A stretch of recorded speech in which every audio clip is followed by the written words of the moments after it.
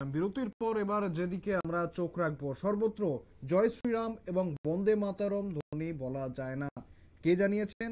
এরকমই মত প্রকাশ করেছেন সংঘ চালক মোহন ভগবতের এই বক্তব্যকে সতর্ক বার্তা হিসেবে দেখছেন বিজেপি কর্তারা। ঠিক কি হয়েছে ঘটনা একবার জানবো বিস্তারিত। আমাদের সঙ্গে রয়েছেন আমাদের প্রতিনিধি শতাব্দী, ঠিক কি জানা যাচ্ছে? দেখো শুভেন্দু, যে উপমহাদেশের রাজনীতিতে যে রাম মন্দির নিয়ে আন্দোলন হয়েছিল, সেই আন্দোলনকে কার্যত হাতিয়ার করে জাতীয় স্তরের রাজনীতিতে উত্থান ঘটেছিল একসময় বিজেপি।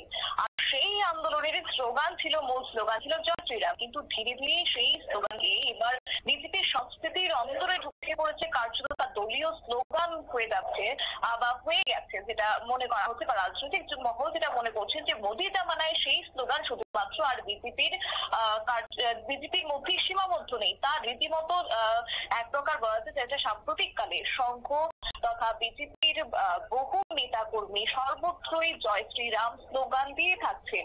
এমনকি তোমার সংসদের অন্দরেও বিজেপি সাংসদদের দেওয়া জয় শ্রীরাম স্লোগানে ধ্বনিত মুখরিত হতে দেখা যাচ্ছে রীতিমতো। সেই বছর জয় শ্রীরাম ধ্বনিকে ধর্মীয় আগ্রাসন প্রকাশের মাধ্যম হিসেবে ব্যবহার করার এবার অভিযোগ উঠেছে বিজেপির বিরুদ্ধে। এমনকি সেক্ষেত্রে অতীতে দেখা গিয়েছে যে নেতাদের স্মরণ সভাতেও বিজেপির কর্মীরা সেই জয় শ্রীরাম স্লোগান দিয়েছেন। শুধুমাত্র তাই নয়, বহু সরকারি অনুষ্ঠানেও কিন্তু দেখা গিয়েছে যে জয় শ্রীরাম স্লোগান দিতে।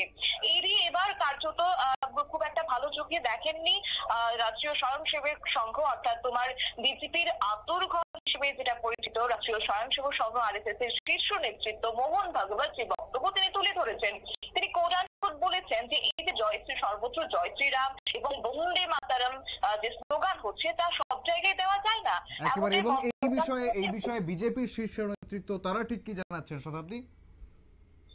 দেখো, বিজেপির শীর্ষ কর্মীরা তারা কিন্তু সেটাকে কার্যত তোমার সতর্ক বার্তা হিসেবে নিয়েছেন, এবং এদিন তোমার যে বিজেপি অনুগামীরা রয়েছেন তারা যে সব জায়গায় যে এই যে স্লোগানগুলি দিচ্ছে সেটাকে কার্যত এবার থামিয়ে দেওয়ার এক প্রকার বার্তা দিয়েছেন তিনি। এবং সেক্ষেত্রে একটি বিষয় শুভেন্দু তোমাকে বলে রাখি যে বুধবার তোমার দিল্লিতে দামোদর চাটওয়ালেকরের লেখা তোমার 4 বেদের হিন্দি ভাষ্য প্রকাশ হয়েছে। সেই প্রকাশিত অনুষ্ঠানে উপলক্ষে কার্যত একটি অনুষ্ঠানের আয়োজন করা হয়েছে। সেখানে উপস্থিত হয়েছেন ভাগবত, এবং সমাপ্তি ভাষণ দিতে উঠেই দর্শক আসন থেকে তিনি শুনেছেন যে কথাটা যে জয় শ্রীরাম। একেবারে শতাব্দী, ধন্যবাদ। অর্থাৎ সেই দর্শক আসন থেকে শোনার পরেই তারপর কিন্তু তার এই মন্তব্য যে জয় শ্রীরাম বা বন্দে মাতরম এই ধ্বনি সর্বত্র দেওয়া যায় না, এবং এটাকেই কিন্তু রীতিমতো সতর্কতা হিসেবে দেখছেন বিজেপির শীর্ষ নেতারা। ফিরে আসছে একটি বিরতির পর, সঙ্গে থাকুন।